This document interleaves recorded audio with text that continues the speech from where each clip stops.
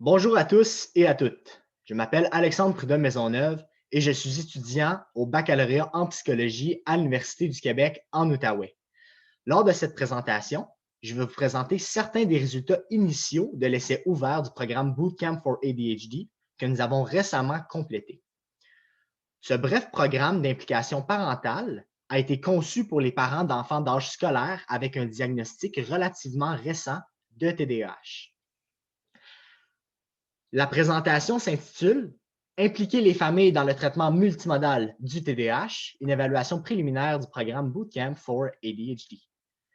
BC ADHD est un programme d'intervention qui a été effectué à l'hôpital Montfort en collaboration avec l'Université de Pennsylvanie et l'Université Harvard, qui ont des pratiques cliniques à l'hôpital pour enfants de Philadelphie et de Boston, respectivement. Avant de commencer, voici quelques divulgations. Ce travail collaboratif entre le Canada et les États-Unis a été appuyé par différentes subventions provenant de l'hôpital Montfort, de l'hôpital pour enfants de Philadelphie et de l'hôpital pour enfants de Boston. Nous les remercions.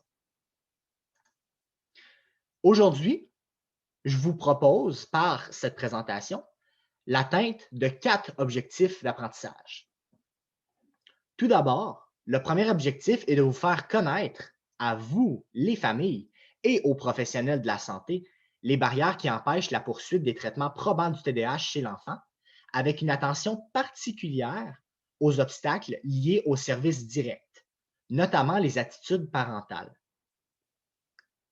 Ensuite, le deuxième objectif qu'on va tenter d'atteindre aujourd'hui, on va voir ensemble certaines des limites des programmes qui tentent d'engager les parents dans le traitement du TDAH de leur enfant. Par après, l'objectif numéro 3, on visera à saisir l'essence même du programme BC-ADHD, c'est-à-dire comment le programme BC-ADHD fonctionne et comment nos résultats suggèrent qu'il mène à des changements positifs, autant dans la vie des parents que dans la vie de leurs enfants, et tout ça en se basant sur des traitements reconnus par la science. Finalement, pour l'objectif numéro 4, le dernier, on va observer ensemble comment varient 3 variables importantes. J'ai nommé la faisabilité, l'acceptabilité et l'utilité. 3 variables qui jouent directement un rôle sur la possibilité que les parents initient ou non un traitement pour leur enfant. Cette courte présentation d'une trentaine de minutes devrait vous permettre d'en connaître davantage sur ces 4 points centraux. Allons-y. Comme nous le savons tous, les traitements basés sur des données probantes pour le TDAH, basés sur la science, incluent la médication et le traitement comportemental. Ce sont les 2 grandes voies pour traiter le TDAH. Malheureusement, même si le TDAH est associé à plusieurs difficultés, autant pour les familles que pour l'enfant lui-même, plusieurs familles n'utilisent pas ces traitements basés sur la science. Le traitement comportemental est encore moins utilisé et connu que la médication. Comme toutes les conditions chroniques identifiées durant l'enfance, les parents sont responsables d'initier le processus de recherche d'aide pour le TDAH. Clairement, ce n'est pas l'enfant qui va le faire. Et les parents se retrouvent souvent face à des obstacles importants. En effet, Eraldi a suggéré, en 2006, 3 types de barrières que peuvent rencontrer les parents, soit les obstacles reliés aux politiques de santé publique, par exemple la fragmentation des soins et par aussi l'éducation publique au sujet de la santé mentale, les obstacles reliés aux assurances santé et aux services santé, par exemple des problèmes avec l'accès, les facteurs financiers aussi reliés au remboursement des services. Et finalement, mais non le moindre, les obstacles reliés aux soins directs. Par exemple, les préoccupations des parents, leurs attitudes, leurs croyances et leurs sentiments d'auto-efficacité. Notre programme BC ADHD cible directement ce dernier obstacle, c'est-à-dire les obstacles reliés aux soins directs. Il est possible, en approche clinique, de travailler ces obstacles avec les familles afin de les surmonter ensemble. Mais c'est quoi exactement ces obstacles-là? Qu'est-ce qu'on entend précisément par les obstacles reliés aux soins directs. Les obstacles reliés aux services directs, aux soins directs, sont un ensemble de facteurs psychologiques parentaux. Il y en a 3. Il y a premièrement le stigma par affiliation, deuxièmement, les préférences reliées au traitement du TDAH et troisièmement, le sentiment d'empowerment des parents. Tout d'abord, il est important de noter que ces facteurs ne sont pas nécessairement universels. Ils ne sont pas nécessairement vécus par tous les parents d'un enfant avec TDAH. Ils peuvent ou pas être vécus et ce, à des intensités différentes selon un spectrum. Je vous propose donc qu'on définisse chacun de ces 3 facteurs psychologiques parentaux. Premièrement, au niveau du stigma par affiliation. C'est quoi ça exactement? Le stigma par affiliation, c'est le fait d'être un parent d'un enfant avec TDAH. Souvent, ces parents se sentent coupables et responsables du trouble de leur enfant, ce qui mène à l'isolement social. Et on sait que l'isolement social est un facteur de risque important qui peut créer ou exacerber plusieurs problématiques connexes. Ensuite, le deuxième facteur, les préférences reliées au traitement du TDAH, ben, ça, dans le fond, ça se résume comme étant les croyances et l'ambivalence d'entreprendre ou non un traitement comportemental ou la médication pour son enfant. Le dernier facteur, le sentiment d'empowerment des parents, ça, c'est le sentiment parental d'être compétent et d'être en mesure d'aider l'enfant en approchant les ressources disponibles. C'est donc de croire en ses capacités d'être en mesure d'aider son enfant avec son TDAH. Divers programmes ont été créés afin d'améliorer l'implication parentale durant les interventions comportementales, par exemple pour augmenter le taux de présence aux rencontres et le taux de complétion des devoirs. Ces programmes ciblent l'engagement parental durant le programme. Quelques exemples de ça incluent les travaux faits par Nock et Kasdin en 2005, qui incluent un module d'intervention au début du traitement comportemental afin de promouvoir l'engagement parental.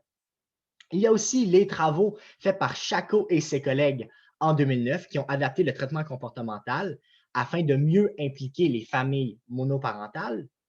Et finalement, il y a aussi, bien évidemment, les travaux faits par Sibley et ses collègues en 2016 qui ont inclus des techniques d'entretien motivationnel afin de mieux engager les adolescents et leurs parents lors de l'intervention comportementale. Cependant, ces 3 exemples de programmes ciblent l'engagement parental alors que les parents poursuivent déjà le traitement. Ils ne ciblent pas le problème fondamental d'impliquer les familles avant que le traitement en soi commence. De plus, d'après nos recherches, les efforts faits pour impliquer les familles ne se sont pas concentrés à promouvoir l'implication parentale dans un traitement multimodal, ce qui implique que les parents devaient être capables d'avoir accès et obtenir les services nécessaires de la part des écoles et des prestataires de services de santé. Bootcamp for ADHD ou BC ADHD est un court programme d'implication qui a été développé à CHOP en 2010. CHOP, c'est l'hôpital pour enfants de Philadelphie. BC ADHD est normalement administré en personne à des groupes de 6 à 8 familles en même temps et il vise les parents d'enfants âgés entre 5 et 11 ans qui ont reçu un diagnostic relativement récent de TDAH. Plus spécifiquement, BC ADHD est un programme bref de 4 séances. La séance 1, la première, se concentre à aider les parents à mieux comprendre le diagnostic de TDAH, son cours développemental et les troubles associés, les troubles qu'on dit comorbides. La séance numéro 2 se concentre, elle, à aider les parents à comprendre et connecter entre eux sur les défis que le TDAH apporte à la maison, ainsi qu'à donner aux parents un aperçu du traitement comportemental du TDAH, en incluant les pour et les contre de poursuivre un traitement comportemental. La séance 3 se concentre à aider les parents à comprendre les bases neurodéveloppementales du TDAH, ainsi que les pour et les contre de la médication pour traiter le TDAH. La séance 4 se concentre sur l'impact du TDAH à l'école et comment les parents peuvent favoriser des relations positives avec les enseignants afin d'augmenter les chances de réussite de leur enfant à l'école. BC ADHD inclut 5 dimensions principales, comme vous pouvez le voir sur la diapositive dans la colonne de gauche. La première dimension, c'est l'éducation parentale. Le programme a pour but d'offrir de l'information vulgarisée et basée sur la science, en plus d'orienter les parents et de les aider à prendre la meilleure décision pour leur enfant. La deuxième composante, la brève, c'est une brève intervention comportementale. C'est une introduction au traitement comportemental, tel que mentionné, que les parents pourraient entreprendre après le programme. On les y introduit par les défis de la semaine à accomplir et les devoirs à compléter. Ça permet donc de se familiariser avec les composantes du traitement comportemental. Au niveau de l'entretien motivationnel, c'est une intervention qui vise à engager les parents dans le traitement multimodal du TDAH, bien sûr tout en respectant leurs choix, leurs préoccupations et leurs préférences. Dans l'entretien motivationnel, on s'assure d'impliquer les parents dans le traitement du trouble, puisqu'ils sont les mieux placés, évidemment, pour saisir la réalité de leur enfant et leur propre réalité. L'objectif n'est donc évidemment pas de décider pour les parents, mais de vraiment s'intéresser à leur réalité et d'être à l'écoute pour permettre le changement.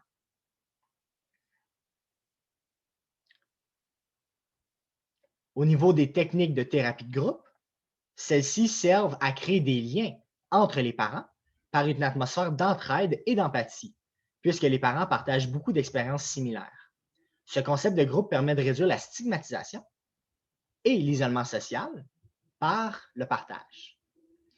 Aussi, on s'assure que les parents soient au courant des faits scientifiques entourant le TDAH, tout en corrigeant la manœuvre si certains parents proposent des idées de traitement non validées par la science. Le but est d'être à l'écoute, accueillant et respectueux, tout en étant clair sur ce qui est actuellement le plus validé par la science. La dernière dimension, mais non la moindre, le soutien à l'organisation et à l'implémentation. On aide les parents à prévoir et à gérer les obstacles reliés à l'implémentation en leur offrant des outils et des stratégies d'organisation. On passe maintenant à droite, la colonne du milieu, pour les résultats proximaux, c'est-à-dire les résultats qui sont visibles immédiatement, à court terme. Les 5 composantes qu'on vient tout juste de voir ensemble permettent d'augmenter l'empowerment des parents par rapport aux services offerts à leur enfant, de diminuer le sentiment d'isolement et la stigmatisation des parents d'enfants avec TDAH et d'informer les parents sur les traitements possibles du TDAH afin d'en augmenter l'acceptabilité. Finalement, pour les résultats distaux, c'est-à-dire les résultats visibles à moyen terme, on croit que ce sont ces 3 dernières variables-là qui prédisent si les parents vont avoir recours ou non aux différents traitements du TDAH pour leur enfant. Une précédente étude menée en 2012 à l'hôpital pour enfants de Philadelphie a suggéré que le programme BC ADHD était acceptable et faisable pour les parents. Le présent essai clinique utilise un devis non randomisé, intrasujet, pré-post suivi afin d'évaluer la faisabilité, l'acceptabilité et l'efficacité préliminaire du programme BCHD à un site différent du site original où le programme a initialement été développé. En effet, l'essai clinique a été mené ici à l'hôpital Montfort à Ottawa. Tout d'abord, la première question que nous nous sommes posées, c'est est-ce que le programme BC ADHD est un programme faisable et acceptable pour les parents à un site différent du site original où le programme a été développé? Les deux mots en bleu ici, faisable et acceptable, qu'est-ce qu'on entend par ça?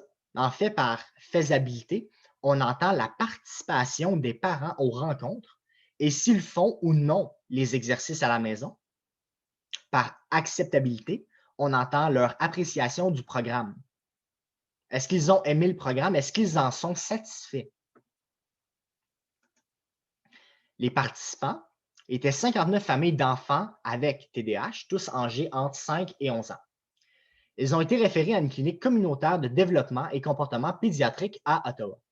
Un total de 9 groupes de familles ont été vus en personne au courant des années 2018 et 2019. Les parents étaient majoritairement des mères biologiques travaillant à temps plein avec un haut niveau d'éducation. Les enfants, eux, étaient majoritairement des garçons blancs qui parlaient français comme langue maternelle et un quart des participants avaient un trouble d'apprentissage ou une autre comorbidité associée. Il est à noter de manière importante que 57 des familles suivaient déjà un traitement avec médication, alors que seulement 4 suivaient déjà un traitement comportemental. Les résultats maintenant. Nos résultats suggèrent que BC ADHD paraît faisable en termes de la présence des parents aux séances, avec une moyenne de 96 de présence. Aussi, la complétion des devoirs était élevée, avec une moyenne de 78 de complétion pour les 4 devoirs donnés. Autant la présence aux séances que la complétion des devoirs ont excédé le seuil minimal établi selon le projet pilote, comme vous pouvez le voir sur les deux graphiques montrés par la ligne rouge. Pour la présence aux séances, le graphique de gauche, on voulait un taux minimum de participation de 85 on a obtenu 96 en moyenne. Pour la complétion des devoirs, le graphique de droite, on voulait un taux minimum de 75 on a obtenu 78 en moyenne. Bref, ces résultats suggèrent que l'intervention est faisable, c'est-à-dire que les parents venaient aux rencontres et qu'ils faisaient les exercices entre les rencontres. Pour le devoir 3 et 4, comme vous pouvez le constater, le faible pourcentage s'explique par le fait que ces deux devoirs, en fait, ils ont été donnés en même temps, à la semaine 3. Donc, à la lumière de ces résultats, il semble que donner 2 devoirs aux parents est peut-être trop demandant pour eux. À l'avenir, nous comptons donner qu'un seul devoir par semaine afin de maximiser le taux de complétion des devoirs et la faisabilité du programme. Le programme BC-ADHD paraît également acceptable au niveau de l'acceptabilité du programme pour les parents à travers différentes séances de groupe avec une satisfaction moyenne de 6 sur 7, comme vous pouvez le voir sur le graphique de gauche. Sur le graphique de droite, les parents ont paru très satisfaits avec chaque composante du programme, c'est-à-dire qu'ils sont satisfaits avec l'organisation du programme, l'information donnée, l'opportunité de partager, les feuillets et finalement les devoirs. En effet, la satisfaction globale du programme est près de 6,5 sur un total de 7. Maintenant, pour la fidélité du traitement. Quand on parle de fidélité de traitement, on mesure si l'intervention est dispensée comme elle devait l'être selon le manuel. Dans le sens où, est-ce que les cliniciens qui ont donné l'intervention ont fait leur job comme ils devaient la faire? En termes de fidélité du contenu, ou ce qui était fait durant les séances de groupe, chaque thème était coté de 0 à 1. La fiabilité interjuge était bonne et le pointage moyen était de 0,97 sur un total de 1. Les résultats proposent donc qu'on a très bien respecté le contenu du programme, ce dont on devait parler, le quoi, ce dont il est question. En ce qui a trait à la fidélité du processus ou comment les interventions étaient dirigées, les items étaient cotés de 1 à 4, comme montré dans le graphique qui est devant vous sur la diapositive. La fiabilité interjuge était acceptable avec toujours une possibilité d'amélioration dans le futur. Comme vous pouvez le voir sur le graphique, les pointages de fidélité du processus variaient entre 3,7 à 4 sur un total de 4, et ce pour les 5 dimensions du processus qui ont été jugées importantes dans le programme BC-ADHD. Ces résultats montrent donc qu'on a respecté le processus du programme, la manière de faire, le comment. La deuxième question qu'on s'est posée, c'est la suivante. Est-ce que les mesures dérivées théoriquement et l'initiation des traitements basés sur des données probantes, sur la science, changent suite au programme BC-ADHD? Cette question s'intéresse donc à mesurer les impacts du programme sur nos variables d'intérêt, c'est-à-dire de voir si, après le programme de 4 semaines, les parents se sentent davantage empowered, plus enclins à initier un traitement du TDAH basé sur la science, et aussi s'ils se sentent moins stigmatisés. On tente donc vraiment de modifier par le programme la perception des parents au niveau de ces 3 variables-là. Nos résultats préliminaires suggèrent que la participation au programme BC-ADHD semble mener à une légère augmentation de l'empowerment des parents, l'habilitation, en d'autres termes, vis-à-vis les services offerts à leur enfant selon le Family Empowerment Scale. Et ce, immédiatement après le traitement, au post-traitement, et même jusqu'à 6 mois après la fin du traitement, lors du suivi de 6 mois.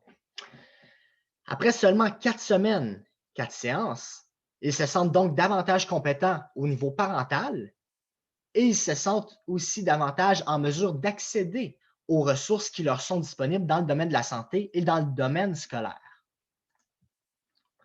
Nos résultats préliminaires suggèrent aussi que la participation à BC-ADHD peut mener à une légère réduction du stigma par affiliation, selon le Affiliate Stigma Questionnaire, lors du suivi 6 mois après le traitement. Les parents rapportent moins de sentiments négatifs, la honte, la culpabilité et d'isolement jusqu'à 6 mois après le programme. De manière importante ici, BC-ADHD paraît également mener à une légère réduction des préoccupations parentales à ce qui concerne les effets secondaires de la médication. Principalement ici, la crainte de dépendance de l'enfant à la médication. C'est une des préoccupations principales. Et ce, après le traitement, au post-traitement, comme vous pouvez le voir sur le graphique, et lors du suivi de 6 mois après la fin du traitement. Ce résultat est important car les effets secondaires de la médication sont la préoccupation principale. BC-ADHD semble également provoquer une légère réduction des préoccupations parentales sur la faisabilité d'un traitement comportemental, selon le ADHD PGI, après le traitement.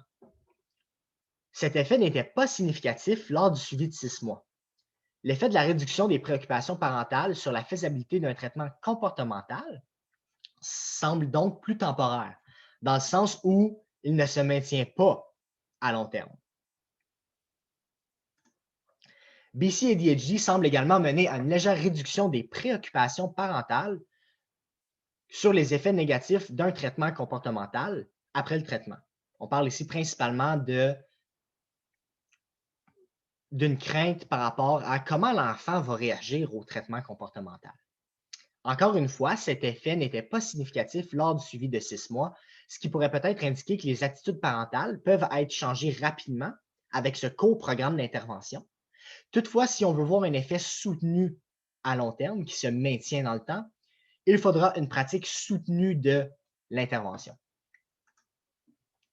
Malgré le fait que cette étude ne soit pas un essai contrôlé, BC-ADHD semble mener à une augmentation de l'utilisation de la médication et du traitement comportemental du TDAH lorsqu'on compare les données pré-traitement et leur réponse 6 mois après la fin du programme. En effet, comme vous pouvez le voir sur le graphique de gauche, sur un intervalle de 6 mois, soit avant le programme et 6 mois après la fin du programme, il y a eu une augmentation de 15% dans le nombre d'enfants qui n'avaient jamais utilisé de médication pour le TDAH. Les parents étaient donc plus enclins à essayer la médication pour traiter le TDAH de leur enfant jusqu'à 6 mois après la fin du programme. Ce résultat propose donc qu'après BC-ADHD, les parents se sentent assez en confiance pour initier la médication. Merci au programme. Il y a également eu une augmentation apparente de 63 dans le nombre de familles qui ont reçu une thérapie comportementale 6 mois après la fin du programme. Donc, plus de familles ont initié le traitement comportemental après qu'on les ait bien préparées à l'intervention.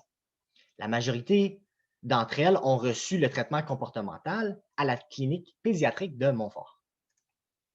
En général, nos résultats suggèrent que BC ADHD est un programme d'implication parentale court qui est prometteur. Il semble faisable, comme on l'a vu. Il semble faisable, acceptable et potentiellement utile afin de préparer et d'impliquer les parents dans un traitement multimodal pour les enfants avec TDAH. Toutefois, plusieurs limites doivent être considérées. Cette recherche est un essai ouvert qui a utilisé un devis pré-post suivi non randomisé. C'est le type de devis de recherche qui est habituellement utilisé lorsqu'on tente de voir le potentiel d'une intervention. Notre échantillon est un échantillon très homogène, majoritairement des Blancs européens éduqués. Les enfants sont majoritairement des garçons et les parents impliqués sont majoritairement des mères. Aussi, pour la taille de notre échantillon, seulement 59 familles étaient impliquées, ce qui est relativement petit. On aura donc besoin d'un échantillon plus diversifié et plus gros à l'avenir. Notez que 57 de l'échantillon prenait déjà de la médication avant le début du traitement, ce qui pourrait avoir une influence sur les résultats. Ce programme est peut-être particulièrement utile pour les familles qui sont naïves à la médication, pour qui les enfants n'ont jamais été médicamentés. Aussi, une autre limite est que nos analyses préliminaires ne prenaient pas en compte que les parents étaient regroupés en 9 groupes de traitement. Le fait de les avoir distribués en 9 groupes de traitement aurait pu avoir un impact sur nos résultats. Les futures recherches devront prendre en considération ce facteur. Finalement, nos résultats principaux et les mesures de fidélité au traitement étaient complétés par des informant proximaux, c'est-à-dire les cliniciens qui offraient les séances du programme et les parents qui participaient au dit programme. Les futures recherches vont nécessiter davantage de mesures objectives. Pour les prochaines années, nos directions futures incluent d'examiner, premièrement, les prédicteurs démographiques et cliniques des résultats, par exemple la sévérité des symptômes ou si les parents ont eux aussi déjà reçu un diagnostic de TDAH. En fonction de ces prédicteurs, on pourrait prédire pour qui le programme serait plus utile, quelle famille devrait ou pas passer par BC-ADHD avant de recevoir des traitements, soit comportemental ou la médication. Il est donc plus important de maximiser l'efficacité du programme en l'offrant aux familles qui en bénéficieront le plus. De plus, nous avons actuellement un projet en pratique clinique à l'hôpital pour enfants de Philadelphie et à l'hôpital pour enfants de Boston. Une fois ces projets complétés, nous souhaitons réaliser un nouvel essai clinique davantage rigoureux et de plus grande envergure, randomisé et contrôlé multisite aux différents endroits. Cette nouvelle étude nous informera plus certainement quant à l'impact du programme sur l'engagement et l'implication des parents dans les traitements multimodaux du TDAH de leur enfant. Cette étude de grande envergure pourrait nous permettre de voir si BC-ADHD peut avoir un impact à grande échelle. Présentement, le programme BC-ADHD est encore en phase expérimentale et n'est offert qu'à l'hôpital Montfort, à l'hôpital pour enfants de Philadelphie et à l'hôpital pour enfants de Boston. L'objectif éventuel est bien entendu de le rendre disponible après qu'on ait pu déterminer son efficacité dans des essais cliniques contrôlés. Nous souhaitons aussi voir si BC-ADHD peut être implémenté dans différents contextes, connexes aux soins de santé primaires, auprès de familles à faible revenu, auprès des familles d'adolescents, si le programme peut être offert par des intervenants moins formés, comme des parents formés à dispenser le programme, et aussi finalement s'il peut être dispensé via la télésanté en ligne, tout en restant aussi efficace qu'en personne. Plus spécifique à la dispensation de l'intervention par vidéoconférence, une étude récente de 2020 effectuée par Fogler et ses collègues a montré que le programme BC-ADHD semble être aussi efficace lorsque dispensé en ligne qu'en personne. Ces résultats sont très prometteurs considérant la situation actuelle. Les lignes directrices internationales les plus récentes pour l'évaluation et le traitement du TDAH recommandent de développer des méthodes qui vont impliquer les parents et les enfants dans leur propre traitement et qui vont augmenter les probabilités d'adhésion à un traitement psychosocial et à un traitement pharmacologique. BC-ADHD aide justement à l'engagement parental face au TDAH de leur enfant afin qu'ils se sentent impliqués dans le traitement du trouble. Cette lignée de recherche peut éventuellement suggérer que BC-ADHD favorise l'implication parentale avant que les parents décident de commencer les traitements. En conclusion, le programme BC-ADHD semble faisable, acceptable et potentiellement utile pour changer les perceptions et les croyances des parents par rapport au TDAH de leur enfant et aux traitements associés, et d'ainsi les préparer et les impliquer dans le traitement multimodal du TDAH de leur enfant. Je voudrais finir cette présentation en remerciant nos institutions et toutes les familles professionnelles de la santé et étudiants qui ont rendu cette étude possible. Merci beaucoup. En espérant que le tout vous a plu et a suscité votre curiosité, je vous souhaite une belle fin de soirée et je suis disponible pour répondre à vos questions dès maintenant. Merci beaucoup.